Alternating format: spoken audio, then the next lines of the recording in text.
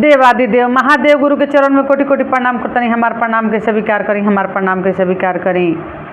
माँ भगवती गौरी गणेश के चरण में कोटि कोटि प्रणाम करतनी। धरती पर बैठल धरती माता के चरण में कोटि कोटि प्रणाम करतनी।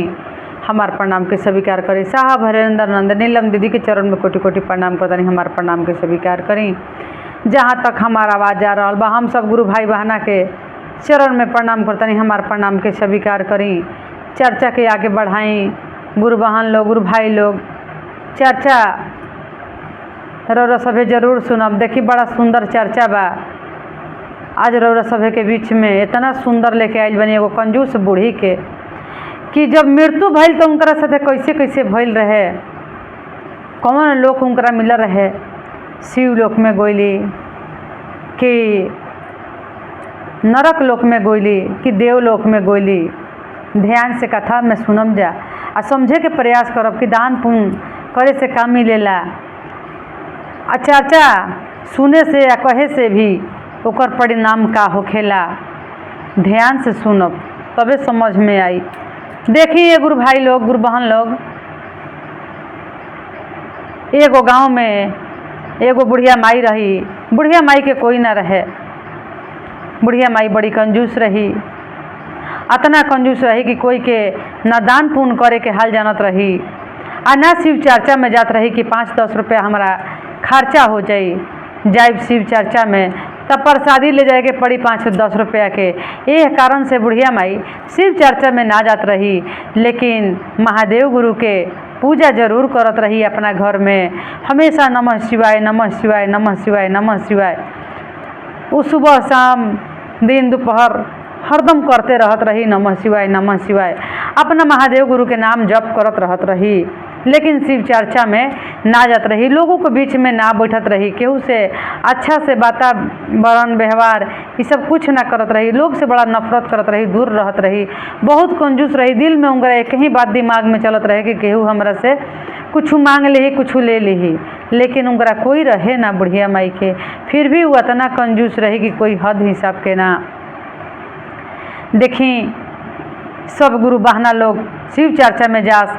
बुढ़िया माई के कहस कि ए माई घर में तारा कोई काम नहीं खे, कोई तार बाना तो तू का बिना मतलब के घर में बैठल रहलू, समय व्यर्थ न कर, चलो शिव चर्चा में। आ एक दिन तू शिव चर्चा अपना घर में करवाब। तू एक दिन शिव चर्चा घर में करवाब। कह तड़ी बुढ़िया माई के शिव चर्चा में कितना खर्चा होखला, सही सही बताव लोग हमरा के। कहल शिष्या लोग, गुरु बहाना लोग कि देखा ये बुढ़िया माई से चर्चा में कोई खर्चा नहीं खे। खर्चा खाली इतने के बा कि बेदाम आ मकुन दाना इहे तू 2 चीज़ ले अबू तो शिव चर्चा हो जाए। ज़्यादा कुछ भगवान के प्रसादी की जरूरत नहीं खे। अगरबत्ती धूप सलाई इहे सब ले लेवे के बाद दिया बत्ती अतने में शिव चर्चा हो जाई। शिव चर्चा में ज़्यादा तूल कमान नहीं खे, लेकिन अपना घर में एक दिन शिव चर्चा रख। बुढ़िया माई कह तड़ी कि ई तो इतना बहुत सामान हो गई, एमे पैसा ज़्यादा खर्चा हो जाई, हम ई शिव चर्चा ना रखम। बुढ़िया माई शिव चर्चा कितना प्रसाद सुन के वो डर गई, ना रखली शिव चर्चा।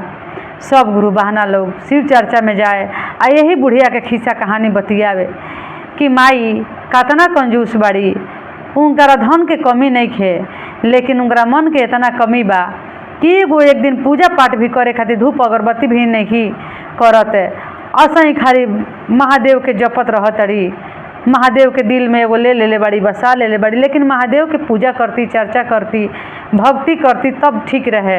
वो कुछ करते नहीं कि उनका मुँह से ना कबो खिस्सा निकलता ना अच्छाई निकलता। खाली कंजूस से भरल बड़ी, कंजूस बड़ी बहुत ज़्यादा। 5 रुपया खर्चा करे के हाल नहीं की जानत। एगो भाट भिखार आवत दरवाजा से ऐसे ही चल जाता। एको दिन शिव चर्चा करवा देती तो उ तर जैती, उनकर जिंदगी तर जाते। सब गुरु बहना लोग शिव चर्चा में जाके बतियावे। बाबा भोलेनाथ सुनत रहत रही।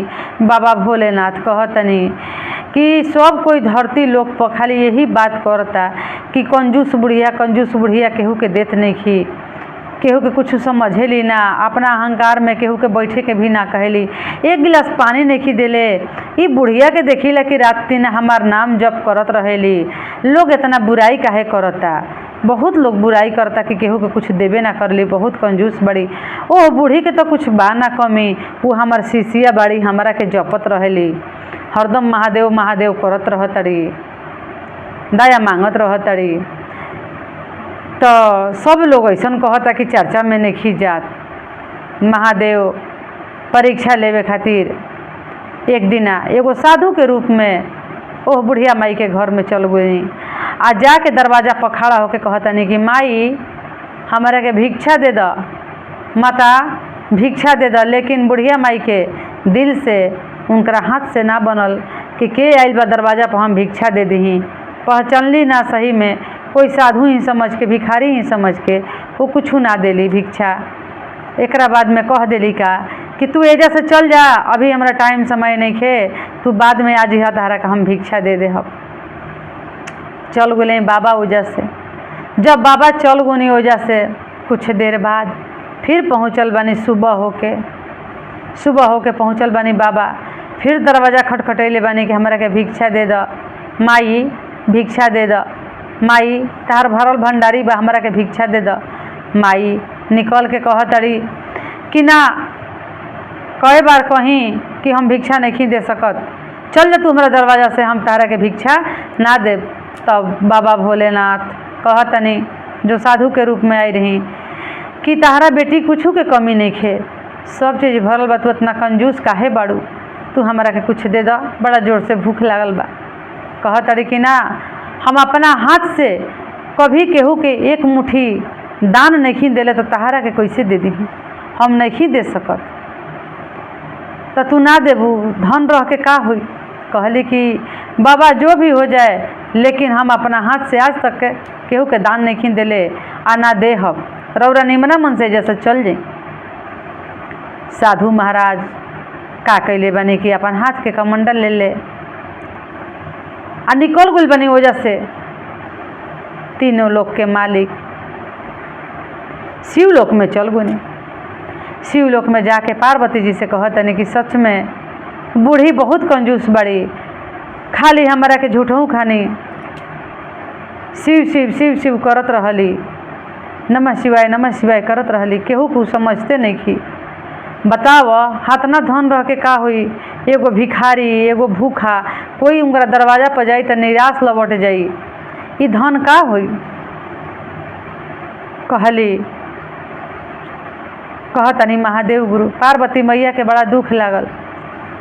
कहली कि देखी हे भोले बाबा, अब तो राउर भक्त हई, उनकरा साथे का हुई, अब तो रौरे समझ के फेर बा। कहनी भोलेनाथ के अच्छा समय आवे द। समय आ गइल बूढ़ी के मृत्यु के, जब देहांत हो गइल बूढ़ी के, जब देहांत हो गइल बा आ उनकरा के जमदूत ले जाए खातिर पहुँचल बने। जब जमदूत उनकरा भीरी पहुँचल बन ले जाए खातिर, टांग के प्राण लेके जात रहन जमदूत। शरीर ओहिजे बा लेकिन प्राण जाता जमदूत के साथ में। तो जमदूत ले जाके यमलोक में आ जाके धक्का देता रहे जहाँ नरक लोक बा, वही नरक लोक में उनकरा के ठेला तड़े लोग। तो कहतड़ी बारम्बार जैसे जमलोक ले जाता जा, जमदूत ले जाता जा, कहतड़ी कि देखो हम महादेव के भक्त हैं, हम शिव के शिष्य हैं, एक बार भोलेनाथ से दर्शन करा दो तबे हम कहीं जाए। हम इतना पूजा पाठ कैले बनी, हमरा के कैसे ही नरक मिलत, हम नरक में नहीं जा सकत। कहतड़न जमदूत कि तू नरके के लायक बड़ू, केहू के दान पुण्य नहीं कैले, तू नरके में जेबू, तारा के ठेलब जा नरक में ही। कहली कि ठीक बा, हमरा के तू ठेलिहा नरक में, लेकिन जितना हम भोलेनाथ के जपले बने अपना मुँह से, एक बार दर्शन करवा दे, एक बाद में हमरा के नरक में तू लोग ठेल दी। बारम्बार कहत रही बूढ़ी, हाथ गोड़ जोड़त रहत रही, पकड़त रहत रही, एक बार महादेव गुरु से दर्शन करवा द, एक बाद में हमरा के तू नरक में डाल दी, चल जी। का कैले बड़न जा जमदूत कि भोलेनाथ के पास लेके चल गुलन जा उनका प्राण के। भोलेनाथ हीरा और भक्त के ले आइल बनी, कह तरी कि हमरा भोलेनाथ से दर्शन करे के बा।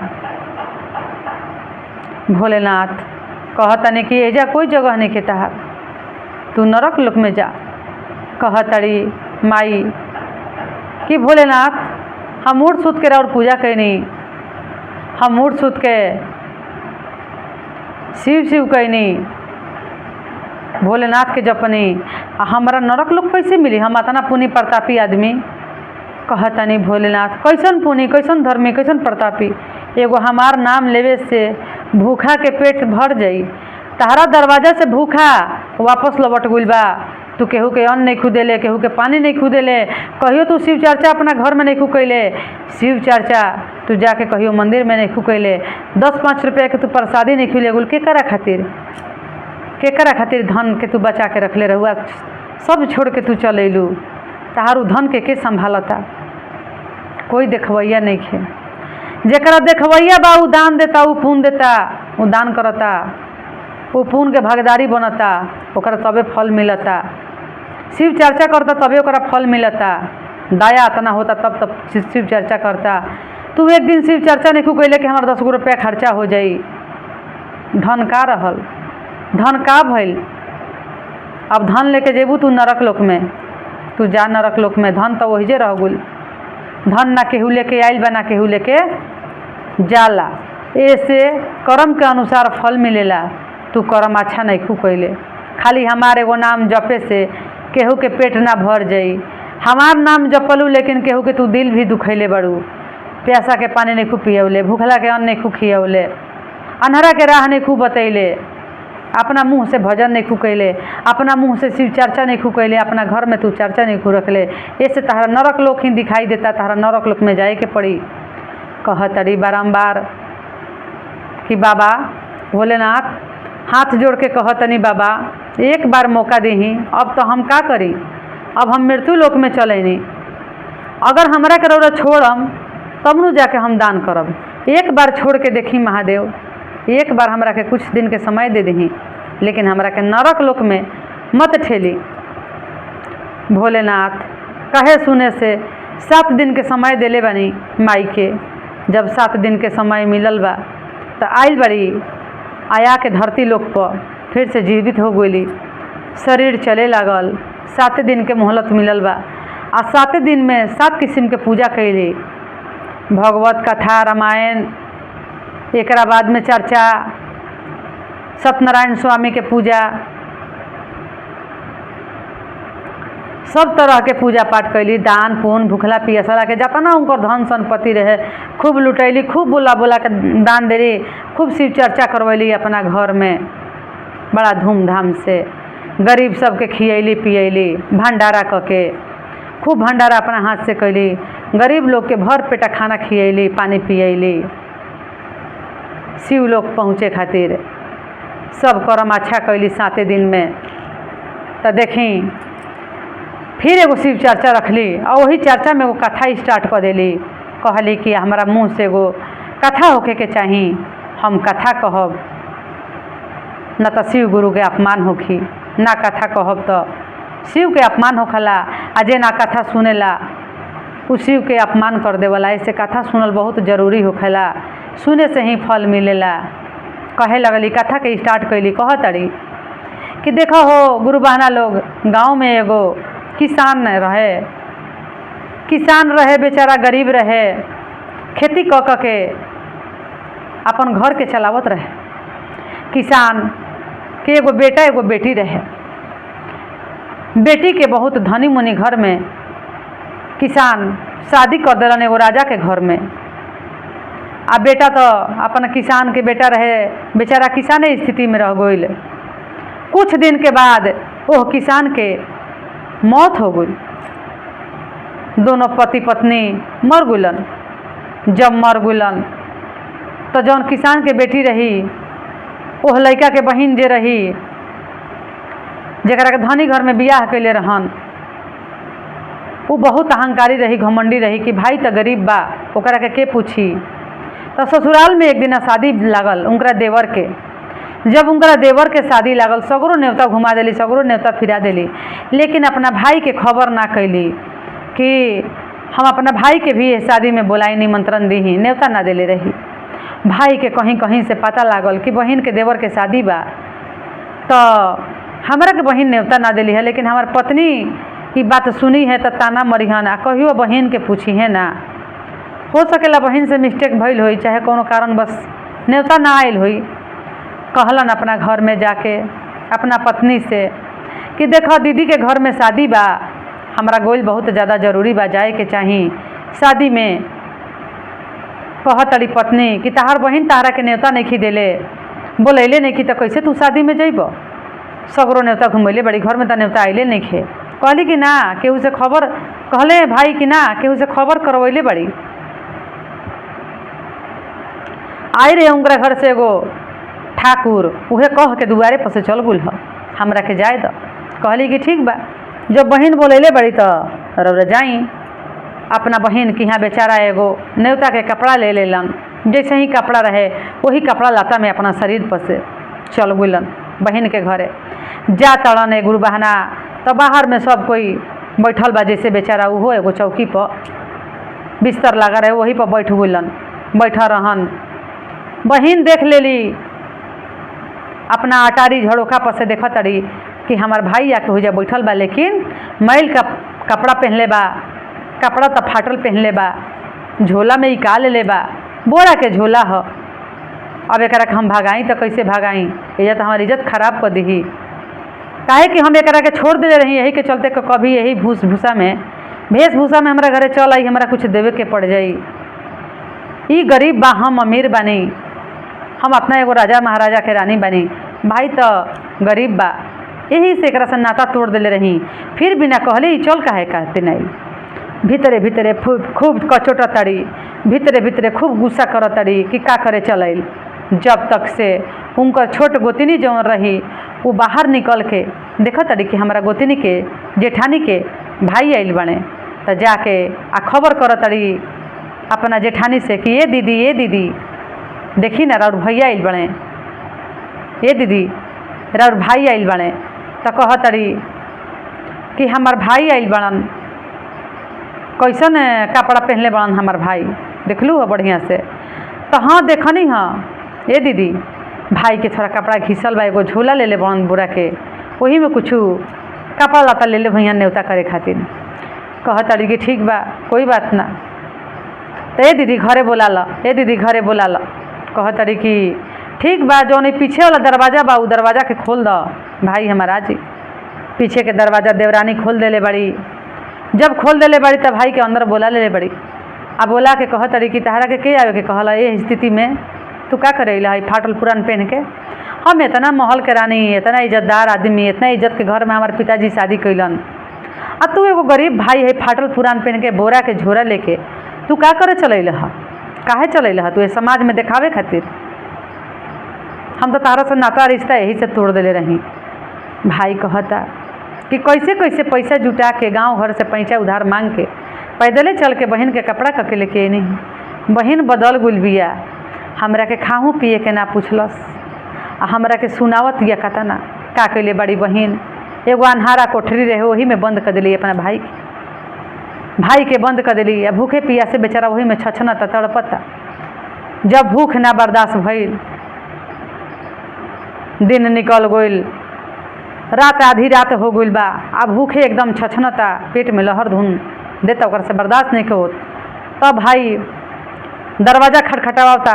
जब दरवाज़ा पीटता तो कोई हो घर में के रहे, एगो कोई रिश्तेदार लोग कहीं से रहे कि वो गेट खोल दिलस। जब गेट खोल दिलस तो वही पीछे के रास्ता से भाई निकल गुल, बिना बहन से कुछ बतैले कि बहन तो कुछ खाए के दी ना, पूछत नहीं खे और ना तो सुनावती है, हमार गरीबी के फायदा उठावती है, हमरा से मुँह मोड़ दिलस बहन। हमारा ये उम्मीद ना रहे अपना बहन से। का कैलन भाई कि पीछे के रास्ता से निकल गुलन। जब निकल गुलन तो जात रहन, जाते एगो जंगल भेटाइल। जंगल में बेचारा भूखे पियासे रहन, गोड़ लटपटाए लागल, देह लटपटाए लागल, वही गिर गुलन। जब गिर के बेहोश हो गुलन, जब बेहोश हो गुलन तो देखी जौन उनकर पत्नी रही, शिव शिष्या रही, शिव भक्त रही, जहाँ शिव चर्चा होत रहे, पूजा होत रहे, उनकर धर्म पत्नी वो चर्चा में जरूर जात रही। जाके चर्चा करत रही, पूजा करत रही, भक्ति करत रही। का कैले बड़ी का अपना महादेव गुरु से रोज पूजा करस, तो उनकरा चर्चा के चलते, उनकरा फल के चलते उ जितना पूजा पाठ कैले रही, शिव चर्चा कैले रही, उनकरा भक्ति से महादेव गुरु उनकरा पर ध्यान देनी। तो कहतनी मैया पार्वती जी से कि हे पार्वती, देखा ना हमारा शिष्या के स्वामी पति कैसे बेहोश होके गिरल बा भूखे पियासे, एक बहिन एकरा के अपमान कर देले बा, आ देखा वजह से आइल बा आ भूखे पियासे गिर गुल ह, हमने के गोइल बहुत ज़्यादा जरूरी बा ओइजा। कहले बड़ी पार्वती जी कि हाँ भोलेनाथ, एकर पत्नी तरह और भक्त हई, ई प्रतिदिन शिव चर्चा करेली, चर्चा में जाली, पूजा करेली, भजन सुनावेली अपना मुँह से, हमरो भजन गावेली पार्वती जी के, मैया जी के, और औरो गावेली। ये से एकरा के छोड़ल ठीक नहीं, ना तो एक बच्चा सब अनाथ हो जाई, 4 गो बाल बच्चा बा, एक पत्नी बिया, अगर एकरा कुछ हो जाता तो हमनी के कथा पूजा के करी। चली चली बचावे के। महादेव गुरु शिव लोक से देखले बनी आ उतर के आके मैया पार्वती जी ओकरा के गोदी में उठैले बनी आ अपना गोड़ पर सुतैले बनी। बाबा भोलेनाथ अपना कमंडल से जल छिड़कले बनी आ उनकरा होश से आ गइल। जब होश से आ गइल तब मैया पूछतारी पार्वती जी कि तू ए स्थिति में यहाँ आके कैसे गिर गइल ह। अब भोलेनाथ चुपचाप खड़ा होकर सुनत तनी। मैया पार्वती जी असही अपना गोड़ पर सुतैले ही पूछताड़ी कि बाबू बालक, तहरा कैसे ई तहरा बेहोश कैसे हो गइल ह, कौन ऐसा कारण बा। कहले कि का करी हे मैया माई, काहे कि बूढ़ी के रूप में रही पार्वती मैया, कि देखी हमार पत्नी शिव चर्चा में रहेली, चर्चा करेली, पुजेड़ी है, हम एगो किसान के बेटा हैं, पिताजी के देहांत हो गइल, मम्मी के देहांत हो गइल, हमारा माताजी के देहांत हो गइल बा। पिताजी हमार अपना ज़िंदगी में ही हमारा बहन के एगो अमीर के घर में शादी कर देनी, हम गरीब के गरीब ही रह गनी, काहे कि किसान के बेटा हैं। बहन के घरे गोनी हाँ, न्योता ना देले रही, पत्नी से झूठ बोल के अनी हाँ कि बहन केहू से खबर कैले बाड़ी, गोइनी हाँ हमारा के अपमान कर दिली ह, केहू से कर्जा उधार लेके गोरी ही, पानियों पिए के ना पूछली है, पैदले चल के गोनी पैदले अनी, भूखे गोनी भूखले अनी, यही से हमारा चक्कर आगुल है। मैया पार्वती जी कहतड़ी कि अपने बहन अपने खून कैसन व्यवहार ना करे के चाही। तब कहतड़े ना हमार बहन खाए के दिली है, ना पिए के, भूखे छछना तनी, अब घर में जाई तो हमार मेहरानू ताना मारी, हमार पत्नी ताना मारी, बाल बच्चा ही दौड़ के कि फुआ घर से कुछ आइल हुई मर मिठाई, का जवाब दे हम। शर्म के मारे हमारा गोड़ नहीं खे उठत, कौन मुँह से घरे जाई। कहतड़ी मैया पार्वती जी की कोई बात ना बेटा, चलो ही हमार बगीचा बा, वही बगीचा में खूब सारा तरबूज लागल बा, ककड़ी लागल बा, तुर लीह, तारा के झोला भर दे, हम लेके चल जी अपना घर। कहले कि ठीक बा माई, ई तो दे दे, हम तो हमार लाजे बाँच जाई। भर झोरा भर बोरा में कह के ककड़ी आ तरबूज मैया दे देली कि लेके चल जा। जब लेके गोइल बड़न अपना दरवाजा पर, तो दौड़ के लइकन सब आइल बा लेवे खातिर मोटरी आ बोरा झोरा, कि फुआ कुछ देले बड़ी खाए के, फुआ कुछ देले बड़ी, ले गुलन घरे बाल बच्चा सब। तो कहतन कि ये माई देखा ना फुआ का देले बड़ी।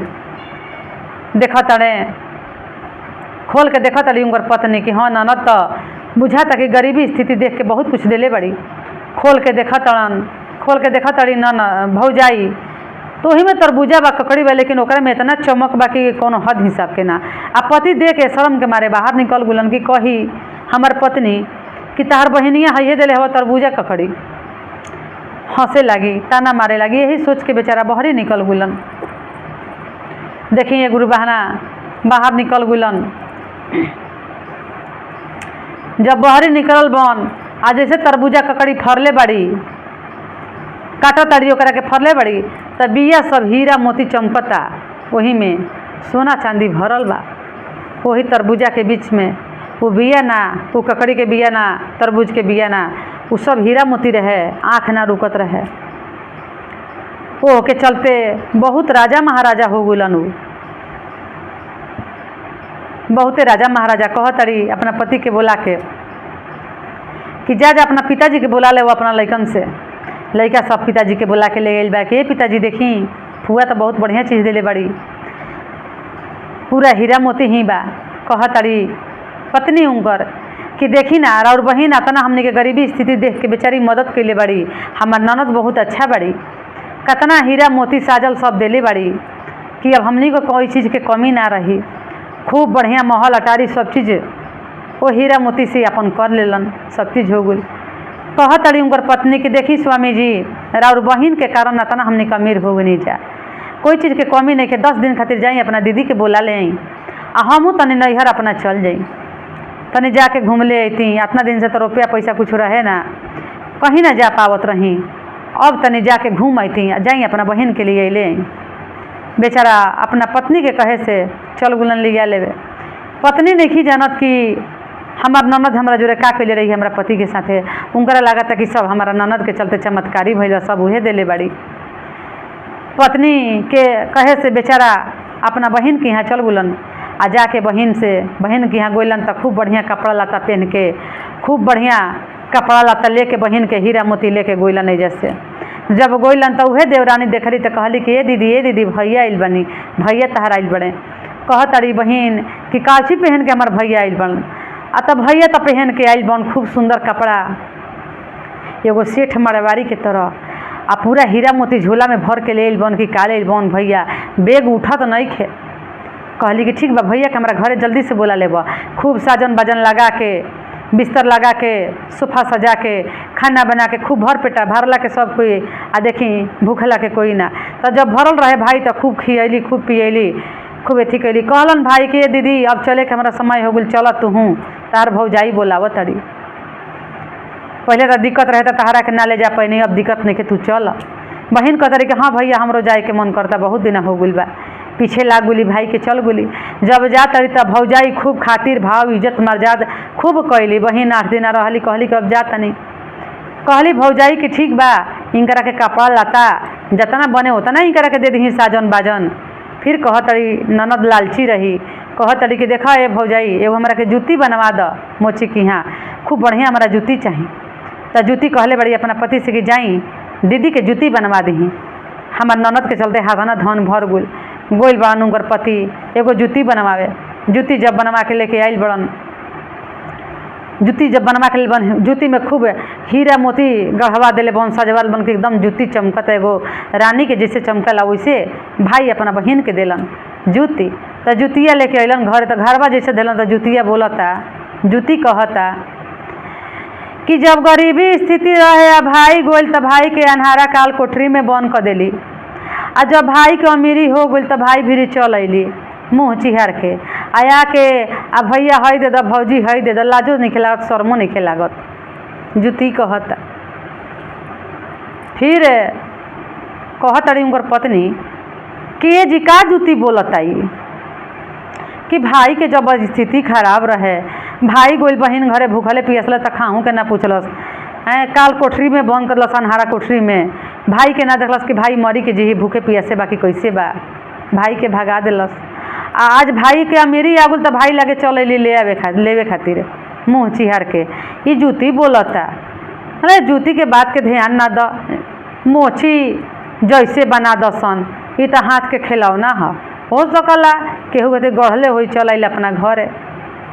बहनिया जब पहन के जाए लागल तो जूतिया बोलता इहे बात, जूती जब गोड़ में पहनता है तो जूती कहता कि भाई गरीब रहे, बहन घरे कैसे कैसे गोइल कह के कर्जा उधार लेके, भाई के खाहू पिए के ना पूछलस बहन, काल कोठरी अन्हारा में बंद कर दिलस, भाई भूखे तड़पत चलल, भाई गिरत भारत चलल। ये तो शिव गुरु के कृपा से, मैया भवानी के कृपा से दया भइल एकरा पत्नी के चलते कि धन भर गोइल, आने धने सोना चानी उ गोइल कि लालची बहन भी चल आइल। बहनिया के अफसोस होखे लागल कि त कामवा हम ही कैले बानी। तो बहनिया लाज के बस में कहती है कि ये भैया आ भौजाई ओजे रही। लेकिन बहन के ई ना पता रहे कि भैया हमार भौजी से छुपैले बड़न। तो कहत अड़ी कि भैया लाज के बात का कहीं, तहार जब बुरा स्थिति रहे तहरा जो बहुत गलत व्यवहार कैले बानी हम भैया, बहुत गलत व्यवहार कैले बानी कि तहरा के खाए के ना पूछनी, पानी पिए के ना भैया, अन्हारा कोठरी में तहरा के बंद कर ले रही। आज सही बात बा कि बेशरम के तरह तहरा घरे हम चले नहीं। भाई कहत अड़े कि बहन वो बात के भुला जा, जब तू ऐसे ना कर तू तो हमारा लगे ऐसे कहाँ से धन आई, ये तो सब तहरे चलते सब भइल बा ना, तू ऐसे कर तू आ ना हम बेहोश रास्ता में भूखे पियासे गिर रहती, आ ना हमरा पत्नी के चलते महादेव गुरु इनकरे धर्म से, इनकरे कर्तव्य से, इनकरा के देख के महादेव गुरु दर्शन देनी। कहतनी कि इनकर पत्नी शिष्या है और शीश के पति एजा भूखे पियासे तड़पता, गिरल बा बेहोश होके। आके उठैली हमरा के तरबूजा ककड़ी देली, कहनी कि बाल बच्चा के का ले जाके देही, तो वही तरबूजा ककड़ी देली। वही तरबूजा ककड़ी फराइल है तो वही में इतना धन संपत्ति निकलल है। ओ के चलते आज हमार दिन फिर गइल। तहरों के पूछा तानी, कहली कि भैया हमरा के माफ़ कर द। लेकिन उनकर पत्नी कहतड़ी कि स्वामी जी हम ना जानत रही कि इतना तपस्या से, इतना दुख से रौरा अपना घरे बहन घरे पहुँचनी, बिना कहले बिना बोलैले। आई सब हमारा महादेव गुरु के कृपा भइल बा, हमारा महादेव गुरु के दया बा। लेकिन हम सोचत रही कि हमारा ननद के चलते भइल बा। हम महादेव गुरु के चरण कभी नहीं छोड़ सकत। हम महादेव गुरु के चरण में जब तक जिंदा रहम तब तक गिरल रहम, महादेव गुरु के शरण में रहम। एगो दाई चेरिया के तरह जैसे रहत रही वो सही रहब। हम अपना आप के घमंड अहंकार ना ले, हम अपना है ननद के कारण। ननद हम तो जानत रही कि तहरे चलते ये सब भइल बा, लेकिन ठीक बा, कोई बात ना।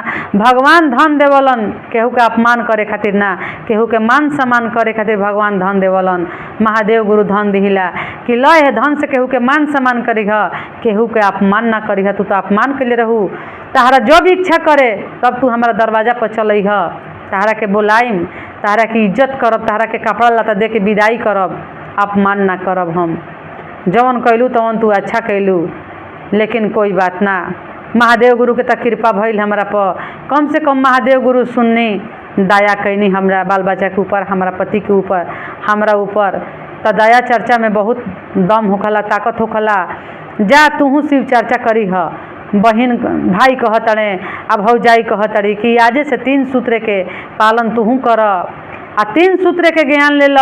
घमंड अहंकार के तू छोड़ द, केहू के गरीब नज़र से मत देखी ह। सब कोई के दिल भगवान के ही बा, सब कोई के भगवान ही देले बानी।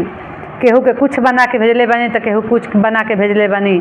लेकिन तू आज के बाद में केहू के अपन घमंड मत देखिया कि हम बहुत ज़्यादा धनिक बानी, हमार लगे धन संपत्ति बा।